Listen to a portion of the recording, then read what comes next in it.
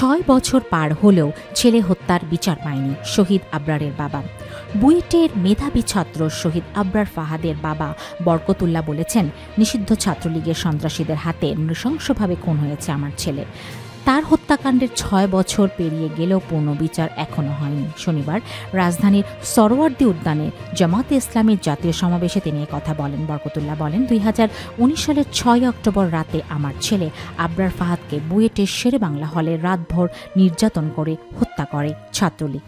তার একমাত্র অপরাধ ছিল সে দেশের পক্ষে কথা বলেছিল।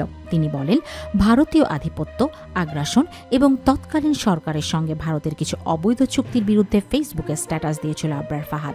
আবরার ফাহাদের বাবা বলেন, আবরার লিখেছিল, ভারত গোপন চুক্তিতে ফেনী নদীর পানি নিচ্ছে, আমরা ইলিশ পাচ্ছি না, অথচ আমাদের ইলিশ কম দামে ভারতে পাঠানো হচ্ছে। এই কথা বলার জন্য তাকে হত্যা করা হয়েছে।